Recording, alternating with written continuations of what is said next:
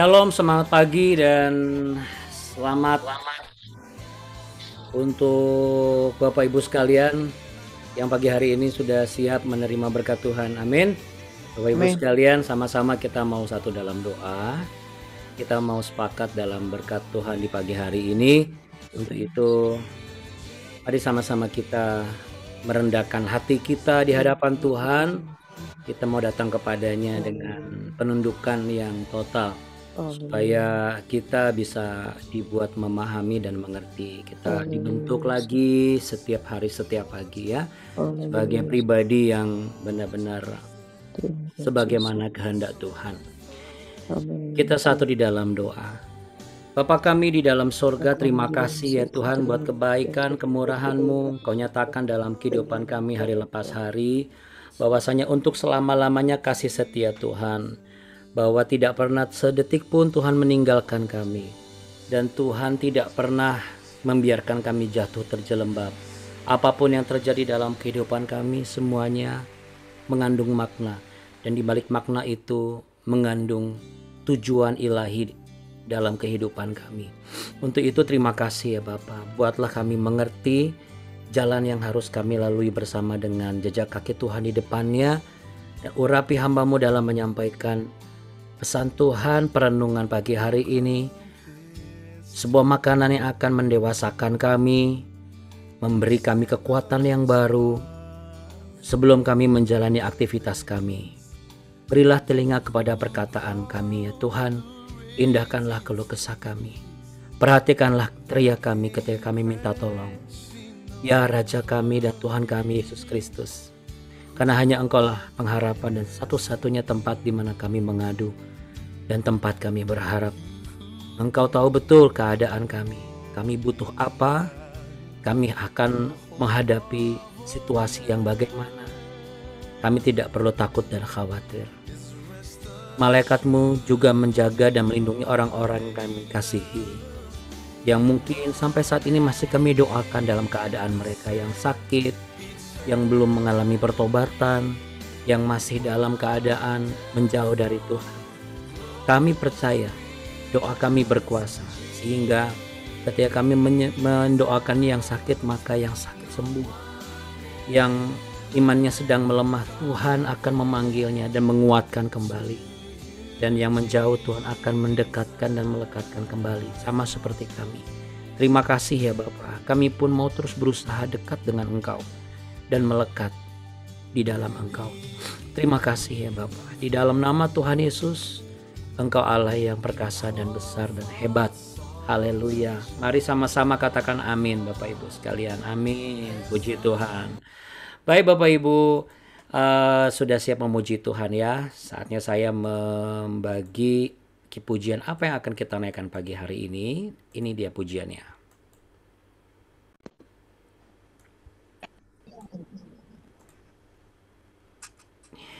Barangkali ada yang sudah kenal di bagian lirik yang sebelah kanan ya. Tapi saya percaya Bapak Ibu ya, pujian ini akan tetap menjadi berkat kok ya bagi kita semua. Oke Bapak Ibu sekalian.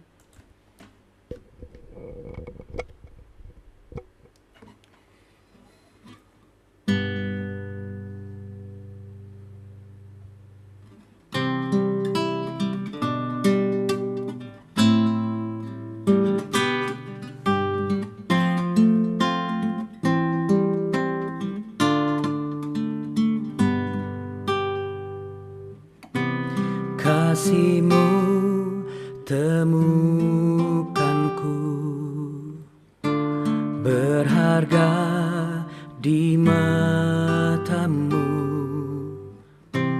Kau berikan hidupmu menjadi manusia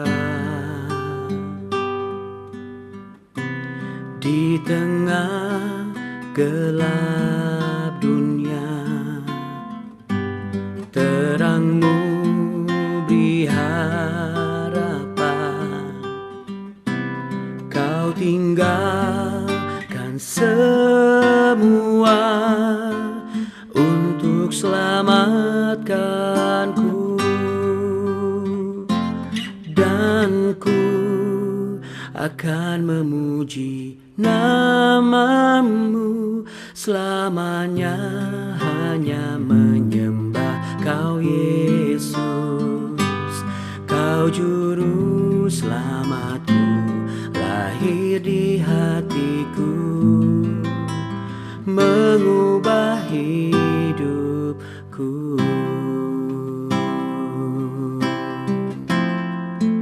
Pagi hari ini ya Tuhan, ambil alih seluruh kehidupan kami dan hati kami. Kasih-Mu temukanku, berharga di matamu. Kau berikan hidupmu menjadi manusia di tengah gelap dunia. Terangmu beri harapan. Kau tinggalkan semua untuk selamatkanku, dan ku akan memuji namamu selamanya, hanya menyembah Kau Yesus. Kau juru selamatku, lahir di hatiku, mengubah hidupku, dan ku akan memuji namamu selamanya, hanya menyembah Kau Yesus. Kau juru selamatku, lahir di hatiku, mengubah hidupku.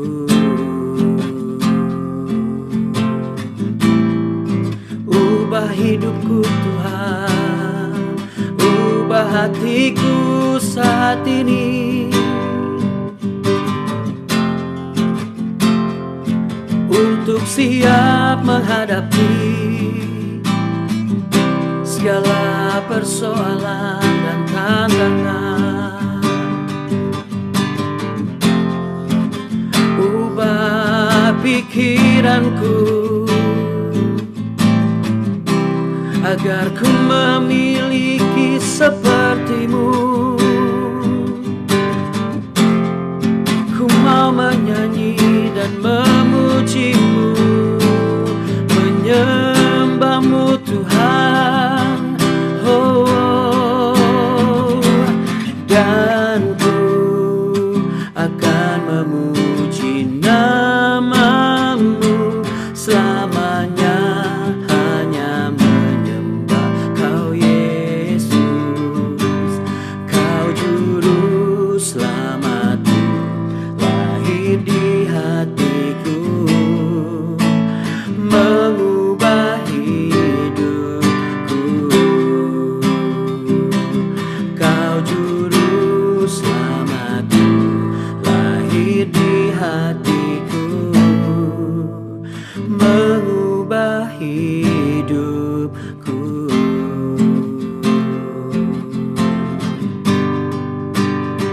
Haleluya Tuhan. Boleh sambil angkat tangan sama-sama. Katakan Engkaulah Tuhan, Engkaulah Tuhan, Engkaulah Raja, berdaulat atas hidupku, ku berserah penuh. Engkaulah Tuhan, Engkaulah Raja, berdaulat atas hidupku, ku berserah penuh.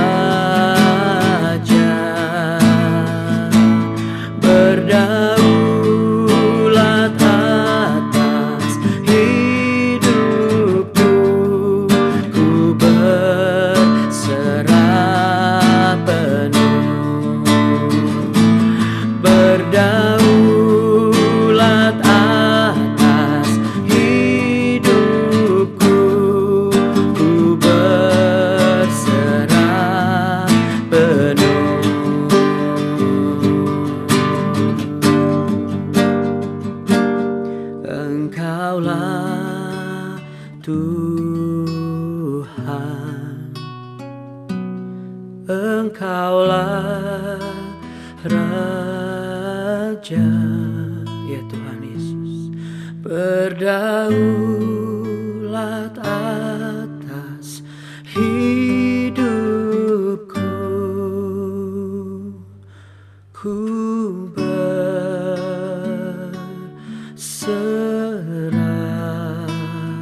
penuh.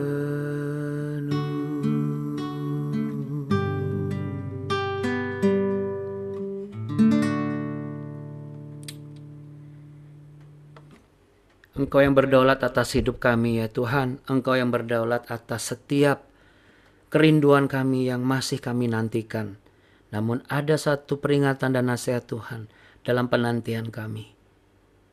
Dan biarlah itu membuka mata rohani kami dan juga membangkitkan iman kami. Kami kembali gagah perkasa bersama tangan Tuhan yang memegang teguh kami. Dalam nama Tuhan Yesus Kristus. Haleluya. Amin. Puji Tuhan. Amin. Baik Bapak Ibu sekalian, kita beri tepuk tangan ya untuk Allah kita yang hebat dan besar dan luar biasa. Baik Bapak Ibu, kita lanjut ya. Kita lanjut dan untuk kali ini kita baca sama-sama. Oke. Kita baca sama-sama di Hakim-Hakim pasal yang ke-15. Ayat yang pertama sampai ayatnya yang ke-20 ya. Kita baca sama-sama di tempat kita masing-masing. Hakim pasal 15, Simson melawan orang Filistin. Beberapa waktu kemudian Dalam musim menuai gandum, pergilah Simson mengunjungi istrinya dengan membawa seekor anak kambing serta berkata, "Aku mau ke kamar mendapatkan istriku." Tetapi ayah perempuan itu tidak membiarkan dia masuk. Kata ayah perempuan itu, "Aku telah menyangka bahwa engkau benci sama sekali kepadanya. Sebab itu aku memberikannya kepada kawanmu. Bukankah adiknya lebih cantik daripadanya? Baiklah, kau ambil itu bagimu sebagai gantinya." Lalu kata Simson kepadanya, "Sekali ini aku tidak bersalah terhadap orang Filistin. Apabila aku mendatangkan celaka kepada mereka, maka pergilah Simson, ditangkapnya 300 anjing hutan, diambilnya obor, diikatnya ekor dengan ekor, dan ditaruhnya sebuah obor di tiap-tiap 2 ekor. Kemudian dinyalakan nyala obor itu dan dilepaskannya anjing-anjing hutan itu ke gandum yang belum dituai, kepunyaan orang Filistin, sehingga terbakarlah tumpukan-tumpukan gandum dan gandum yang belum dituai dan kebun-kebun pohon zaitun. Berkatalah orang Filistin, "Siapakah yang melakukan ini?" Orang menjawab, "Simson, menantu orang Timna itu, sebab orang itu telah mengambil istri Simson dan memberikannya kepada kawannya." Kemudian pergilah orang Filistin ke sana dan membakar perempuan itu beserta ayahnya. Lalu berkatalah Simson kepada mereka, "Jika kamu berbuat demikian, sesungguhnya aku takkan berhenti sebelum aku membalaskannya kepada kamu." Dan dengan pukulan yang hebat ia meremukkan tulang-tulang mereka. Lalu pergilah ia dan tinggal dalam gua di bukit batu Etam. Lalu majulah orang Filistin dan berkemah di daerah Yehuda serta memencar ke Lehi. Berkatalah orang-orang Yehuda, "Mengapa kamu maju menyerang kami?" Lalu jawab mereka, "Kami maju untuk mengikat Simson dan memperlakukan dia seperti dia memperlakukan kami." Kemudian turunlah 3.000 orang dari suku Yehuda ke gua di gunung batu Etam dan berkata kepada Simson, "Tidakkah kau ketahui bahwa orang Filistin berkuasa atas kita? Apakah juga yang telah kau perbuat terhadap kami?" Tetapi jawabnya kepada mereka, "Seperti mereka memperlakukan aku, demikianlah aku memperlakukan mereka." Kata mereka kepadanya, "Kami datang ke sini untuk mengikat dan menyerahkan engkau ke dalam tangan orang Filistin." Tetapi jawab Simson kepada mereka, "Bersumpahlah kepadaku bahwa kamu sendiri tidak akan menyerang aku." Lalu kata mereka kepadanya, "Tidak, kami hanya mau mengikat engkau dan menyerahkan engkau ke dalam tangan mereka, tetapi membunuh engkau kami tidak mau." Maka mereka mengikat dia dengan 2 tali baru dan membawa dia dari bukit batu itu. Setelah ia sampai ke Lehi dan orang-orang Filistin mendatangi dia dengan bersorak-sorak, maka berkuasalah roh Tuhan atas dia. Dan tali-tali pada tangannya menjadi seperti batang rami yang telah habis dimakan api. Dan segala pengikatnya hancur tanggal dari tangannya. Kemudian ia menemui sebuah tulang rahang keledai yang masih baru. Diulurkannya tangannya, dipungutnya dan dipukulnya mati 1.000 orang dengan tulang itu. Berkatalah Simson, "Dengan rahang keledai bangsa keledai itu kuhajar. Dengan rahang keledai 1.000 orang kupukul." Setelah berkata demikian, dilemparnya tulang rahang itu dari tangannya. Kemudian dinamailah tempat itu Ramat Lehi. Ketika ia sangat haus, berserulah ia kepada Tuhan, "Oleh tangan hambamu ini telah kau berikan kemenangan yang besar itu. Masakan sekarang aku akan mati kehausan dan jatuh ke dalam tangan orang-orang yang tidak bersunat itu?" Kemudian Allah membelah liang batu yang di Lehi itu, dan keluarlah air dari situ. Ia minum lalu menjadi kuat dan segar kembali. Sebab itu dinamailah mata air itu mata air penyeru yang sampai sekarang masih ada di Lehi. Ia memerintah sebagai hakim atas orang Israel dalam zaman orang Filistin 20 tahun lamanya. Ya, puji Tuhan ya. Keren ya. Ini kalau dijadiin film keren banget nih Bapak Ibu. Bagaimana ada tragisnya gitu ya. Kita bukannya nggak kasihan gitu, maksudnya ya iba juga ya sampai harus dibakar hidup-hidup. Ya kita jangan bayangkan ngerinya dibakarnya gitu ya. Karena kalau kita nggak menjaga hidup kita, ya bakalan dibakar juga, mana apinya menyala-nyala kekal lagi. Tapi apa yang bisa kita dapatkan di sini Bapak Ibu sekalian? Coba kita lihat ya Bapak Ibu. Bagaimana ketika ayah perempuan itu tidak membiarkan masuk, mengambil keputusan sendiri tanpa ngomong-ngomong konfirmasi dengan Simson, main langsung asal kasih anaknya ke temannya gitu loh ibaratnya ya. Mungkin ada yang bilang, "Loh kan ayahnya kan bukan orang yang mengenal Tuhan, jadi dia mungkin gak berdoa." Ya kan gitu ya. Wajar lah, ya. Nah, sekarang coba kita tanya ke diri kita. Kita kan orang Kristen, kita percaya Tuhan, kita sudah tahu cara berdoa bagaimana. Masih ingat selama Anda yang di Holy Land selalu saya ajarkan doa Bapa kami ya. Mazmur 4 doa malam hari ya. Mazmur 5 doa pagi hari ya. Supaya Bapak Ibu dan saya tidak menjadi sama seperti ayah anak ini. Ayah istrinya Simpson yang dari Timna ini. Seringkali Bapak Ibu, ketika kita ini nggak berdoa, kita langsung mengambil keputusan dan merasa kita berhak untuk mengambil keputusan. Kita lupa siapa sih yang berdaulat atas hidup kita, siapa yang berdaulat atas pekerjaan kita, siapa yang berdaulat atas diri kita. Makanya orang-orang Filistin karena mereka tidak mengenal Tuhan, mereka tidak percaya dengan Allah yang hidup, mereka sadis kan? Mereka bakarlah itu. Ya. Bapak Ibu sekalian,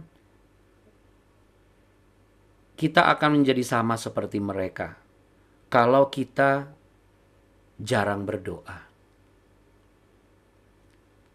Karena bisa saja, boleh saja orang berpendapat, ya tapi wajar, itu orang yang belum mengenal Tuhan. Nah, justru wajar nggak kalau orang yang sudah mengenal Tuhan tapi nggak berdoa? Jadi ini yang menjadi catatan penting kita Bapak Ibu. Seberapa sering kita berdoa dan mengucap syukur, bukan mengucap syukur atas berkat saja ya, tetapi supaya terhindar dari kesalahan, keputusan yang salah yang kita buat. Karena rata-rata orang yang mengambil keputusan yang salah itu biasanya berdoanya itu setelah keputusannya salah. Berdoanya itu setelah konsekuensinya muncul baru berdoa.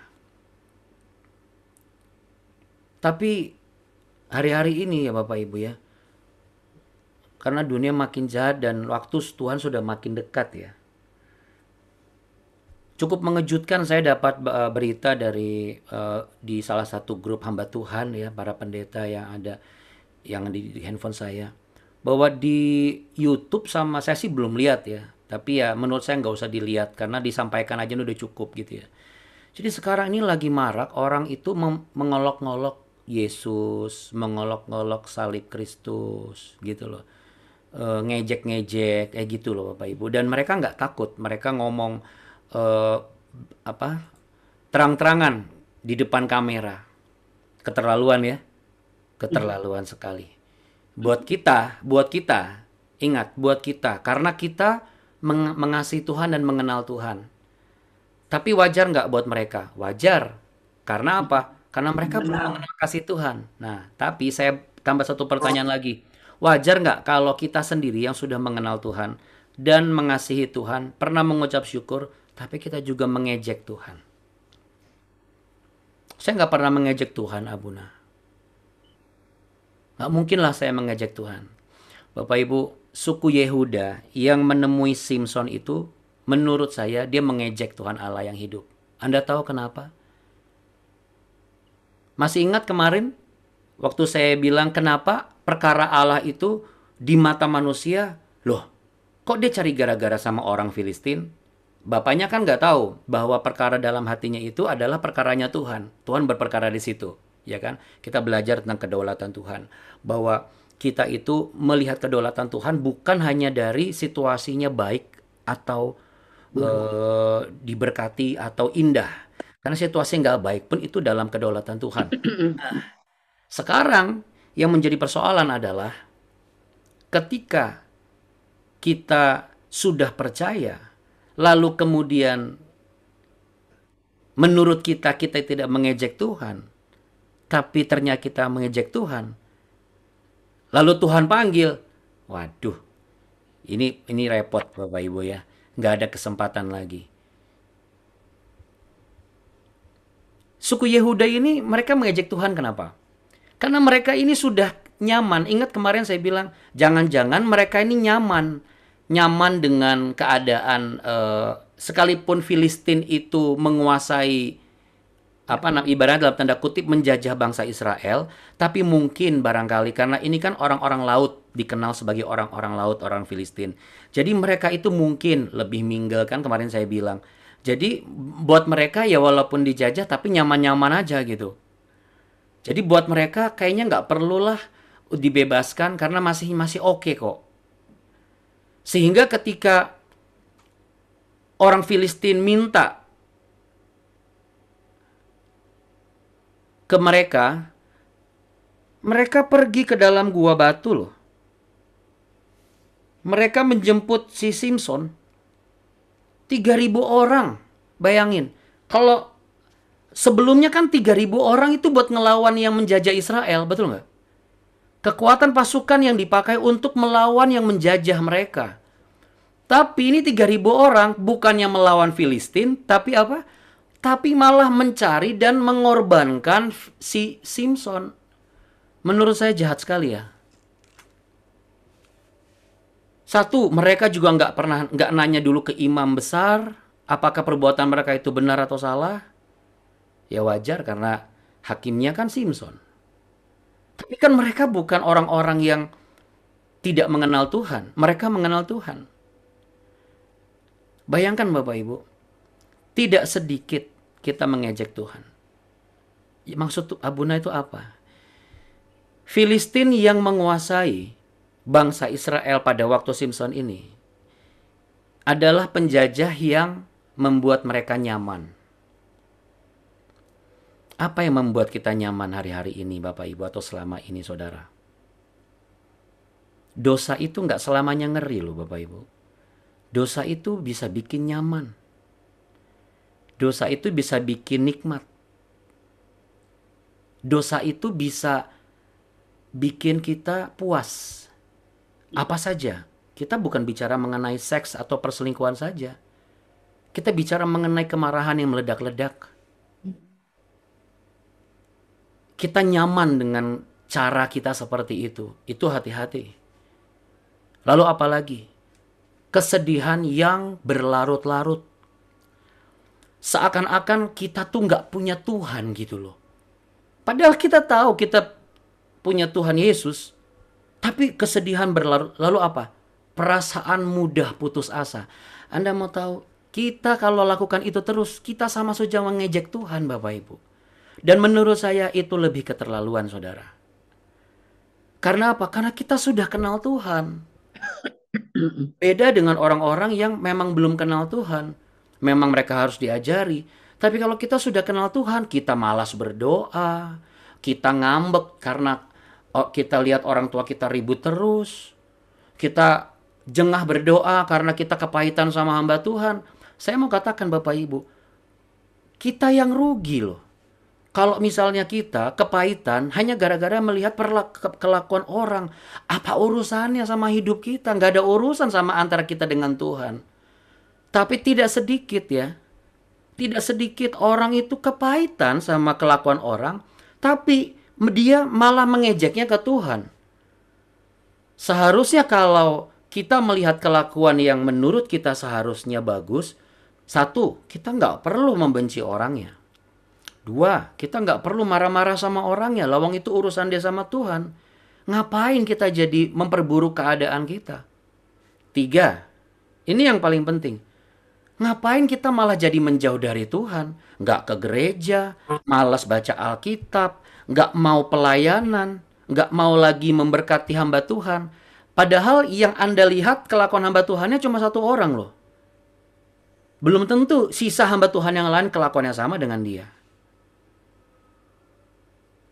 Itu sama dengan dosa yang menjajah. Namun kita merasa nyaman-nyaman aja gitu. Kita merasa fine-fine aja. Tidak membuat kita menjadi bergerak untuk lepas dari situ. Ini kan 3.000 orang suku Yehuda ini. Mereka sepakat. Menurut saya ini, kalau boleh saya katakan istilahnya keterlaluan ya. Mereka sepakat untuk tidak membutuhkan juru selamat, ibaratnya begitu. Ini kan Tuhan Yesus belum datang. Bagi mereka kan hakim yang ditunjuk Tuhan adalah orang yang akan membuat mereka selamat dari belenggu penjajahan dan juga selamat dari amarah Tuhan dan hukuman Tuhan. Makanya diangkat seorang hakim atas bangsa itu pada waktu itu. Tapi 3.000 orang itu seakan-akan ngomong begini, Tuhan gak usah ikut campur deh urusan kita. Gara-gara Tuhan, kita jadi kena masalah. Apakah jangan-jangan Anda pernah seperti itu? Mungkin di antara kita pernah berkata seperti itu. Tuhan, ini gara-gara Tuhan sih. Kalau nggak gara-gara Tuhan, saya nggak akan hidup kayak begini. Kalau nggak gara-gara Tuhan mempertemukan saya dengan ini, kalau nggak gara-gara Tuhan membuat saya, mengizinkan saya begini, kalau nggak gara-gara Tuhan panggil saya pelayanan, kalau nggak gara-gara Tuhan, saat ini kita mau berdoa dan minta ampun sama Tuhan, Bapak Ibu. Tuhan itu baik loh. Makanya dikatakan Bapa yang sangat baik. Gak usah Tuhan deh, gak usah manusia deh. Ketika saya mencari apa ya yang bisa untuk membandingkan, mengcompare gitu loh, antara supaya manusia ini, kita ini memiliki kesadaran bahwa betapa kita beruntungnya dan kita harus lebih mulia dibandingkan makhluk ciptaan yang lain. Suatu saat saya melihat sebuah tayangan di Geografi, tayangan yang tentang animal itu ya, di TV kabel. Jadi puji Tuhan Bapak Ibu, di situ saya melihat bahwa cara burung Raja Wali membesarkan anak-anaknya. Jadi ketika induk Raja Wali menetaskan anak-anaknya di sarang, lalu kemudian telurnya menetas, lalu anak-anaknya udah mulai bisa jalan-jalan gitu, ya. Dan dia mulai belajar gini-gini, udah mulai tumbuh bulu. Raja Wali itu punya intuisi atau insting untuk mengetahui bahwa kapan anak-anaknya ini bisa belajar terbang dan bisa terbang. Nah, semua Raja Wali itu ketika dia sudah melihat anak-anaknya sudah cukup umur untuk belajar terbang, dia lakukan apa Bapak Ibu? Dia lakukan bongkar sarangnya. Jadi sarangnya dicopotin sama dia. Dibongkar sarang tempat anak-anaknya, lalu kemudian dihancurkan. Berarti kan anak-anaknya ini nggak ada tempat berpijak. Nggak ada tempat buat tidur, duduk, dan minum kopi atau minum teh ya, ibarat seperti itu ya. Nah, waktu ketika sarang ini dibongkar, otomatis anak-anaknya pasti akan jatuh dari atas pohon yang tingginya sangat tinggi itu. Jadi rata-rata sarang Raja Wali itu selalu di tempat yang paling tinggi Bapak Ibu. Jadi Raja Wali itu bukan hanya sekedar terbang di atas badai, di atas awan, tetapi juga dia selalu membangun sarangnya itu di pucuk pohon. Rata-rata pohon oak, pohon pinus, ya, pohon-pohon yang tinggi-tinggi. Nah, jadi ketika dia bongkar sarangnya, lalu anaknya jatuh, dia tidak membiarkan anaknya jatuh dan tergeletak. Ini yang luar biasa. Jadi anaknya ini nggak bisa terbang nih ceritanya. Satu ekor anaknya ini. Begitu jatuh, saya pikir, waduh mati ini anaknya. Tiba-tiba dia disambar. Disambar apa? Bukan disambar geledek Bapak Ibu. Tapi disambar oleh burung Raja Wali ini. Induknya nyambar. Tapi nyambar bukan dengan cengkraman. Dia sambar itu seperti dibuat satu posisi sehingga si anak Raja Wali ini berusaha untuk terbang lagi, terbang lagi, terbang lagi. Dan akhirnya Raja Wali ini bisa terbang. Apalagi kita, Bapak. Mungkin saat ini sekarang kehidupan kita lagi kayak dibongkar. Hati kita kayak dibongkar nih. Kita disadarkan bahwa ya selama ini ternyata saya selalu ngejek Tuhan. Saya pun ketika lihat baca ini, saya langsung yang ada di hati saya duluan saya langsung minta maaf sama Tuhan. Karena kadang-kadang kan kita juga manusia suka lupa ya. Kalau marah kayak gimana, sedih kayak gimana, jenuh kayak gimana, putus asa kayak gimana. Tapi melihat suku Yehuda 3.000 orang menyerahkan Simson, itu seperti kayak manusia menyerahkan Yesus gitu loh. Untuk disalib. Dan biarkan kami ini hidup dalam dosa gitu loh.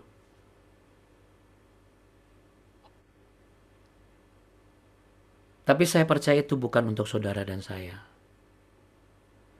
Saya yakin dan percaya hari ini, pagi ini Tuhan lagi bicara secara pribadi buat saudara dan saya. Ayo kita tinggalkan zona nyaman kita, Bapak Ibu. Zona nyaman itu bukan hanya sekedar tentang ya kita nggak kreatif atau kita nggak inovatif. Bukan. Bukan. Zona nyaman adalah ketika kita mengizinkan dosa yang menurut kita wajar itu menguasai siklus hidup kita. Simpson pun juga tanpa sadar, dia sempat terikat. Makanya kan yang dia bunuh satu, lalu dia dibunuh lagi. Seperti itu rantai dosa itu, lingkaran setan banget tuh. Muter di situ terus. Makanya dia pun akan capek. Orang itu, pribadi itu akan capek. Nah, capek seharusnya bukan menjauh dari Tuhan. Bukan melepaskan dari pembacaan Alkitab atau mengetahui kebenaran. Bukan malas untuk bangun pagi cari wajah Tuhan. Seharusnya ketika dia capek menunggu janji Tuhan, dia capek bagaimana untuk menunggu kapan kandungan saya dibukakan, dia capek untuk menunggu kapan ini pekerjaan ini diberikan, dia capek untuk menunggu kapan kesembuhan ini terjadi. Seharusnya dia tidak tinggal di zona kenyamanannya. Makanya puji Tuhan, kita bisa bangun pagi, kita sudah belajar satu step lebih maju, one step forward. Yaitu apa? Kalau kita mau cari nyaman, enakan tidur, betul nggak? Enakan tidur kan? Tidur, nanti bangun, gampang lah cari bahan-bahan yang ada di YouTube. Padahal hidup kita nggak segampang itu, Bapak Ibu. Pengorbanan Yesus di kayu salib, darahnya tercurah, tidak segampang itu. Bahkan ketika Allah menjadi manusia pun tidak segampang itu. Kita mulut gampang berbicara. Allah menjadi manusia. Coba kalau kita jadi gembel misalnya. Emang ada yang mau? Kita yang tadinya top di perusahaan, lalu jeblok di bawah, langsung jadi OB. Emang ada yang mau? Pasti langsung nanya, kenapa saya jadikan OB? Seharusnya Allah juga bertanya dalam hatinya. Kenapa saya harus jadi manusia? Apa susahnya untuk menciptakan manusia lagi? Tapi itu tidak akan habis nanti. Habis air bah di Nuh, ada Sodom dan Gomora. Mau sampai kapan? Karena benih dosa manusia tetap ada. Dan benih dosa tidak akan bisa dihapuskan tanpa pengorbanan darah yang tercurah. Tapi nggak bisa satu hari. Harus setiap hari. Nggak bisa nunggu sebulan sekali. Apalagi setahun sekali. Harus setiap hari. Dan satu-satunya darah yang tercurah yang abadi adalah dari yang abadi menjadi manusia. Namun bukan dari proses persetubuhan. Dan darah itu berlaku sekali sampai selama-lamanya. Dengan catatan kita selalu tinggal di dalam kebenarannya. Darah Kristus sanggup membasuh kita hari ini, Bapak Ibu. Jadi jangan juga kita membiarkan diri kita tertuduh. Lalu kita merasa, udahlah saya udah dianggap pengejek Tuhan. Percuma bertahun-tahun saya ngejek Tuhan. No, itu iblis yang ngomong. Ya, saya dapat satu firman Tuhan di Efesus pasal 5 untuk menutup ini. Ayat 15 sampai yang ke-17. Kita baca sama-sama ya, Bapak Ibu yang sudah terkasih. Efesus pasal yang ke-5.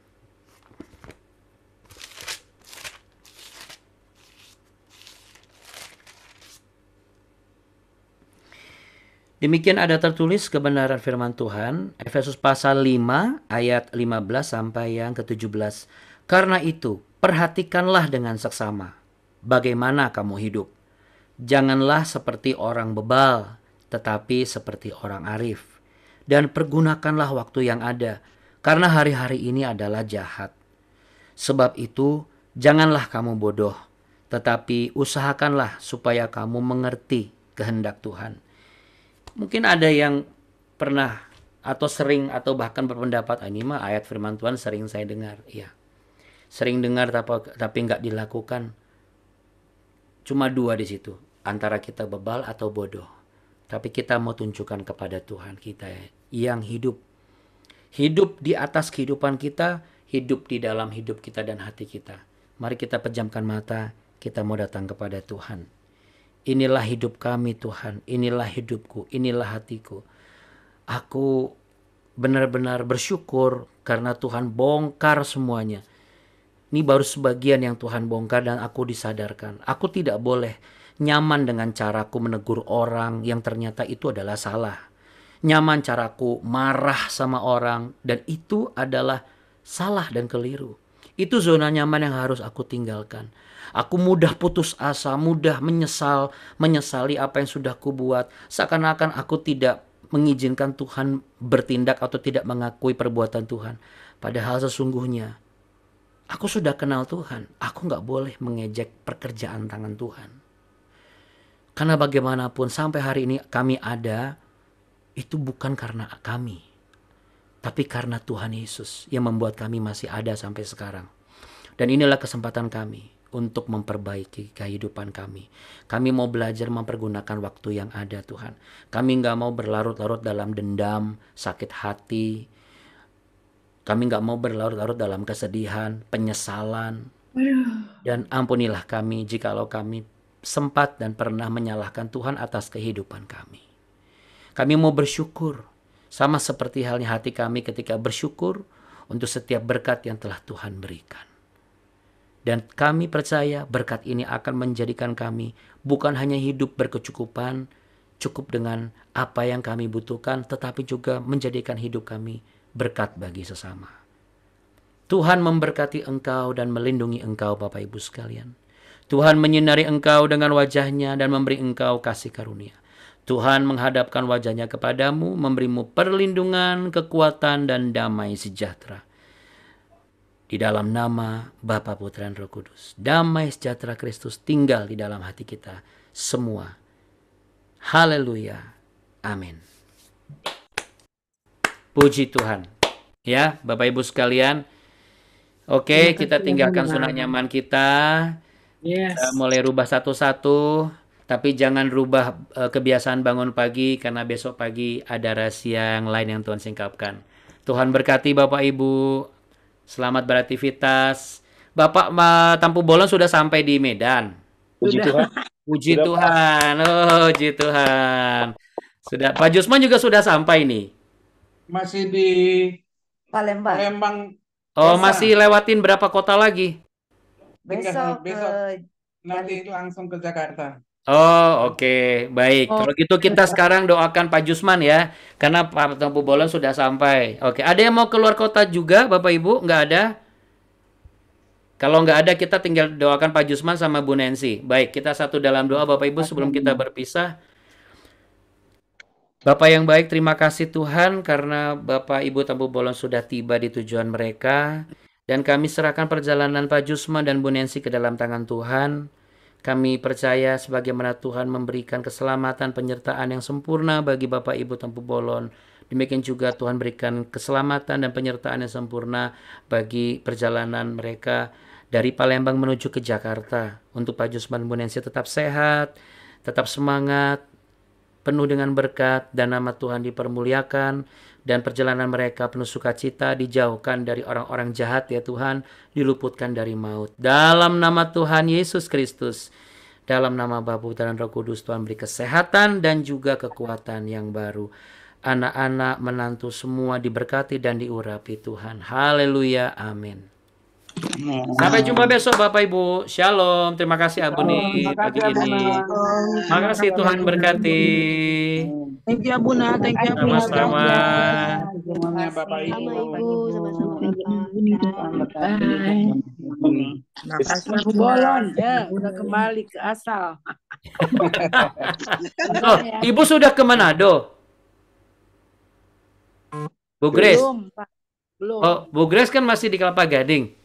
Iya, masih. Oh, emang tinggal di sana berarti Bu ya? Iya. Oh, saya pikir Ibu tinggal di Manado, tapi rumahnya di Kelapa Gading. Iya, memang di sini. Oke deh, salam buat Bapak Bu ya, sama anak-anak. Tuhan berkati. Hai semuanya. Oke, Pak Shalom ya, terima kasih juga. Dah.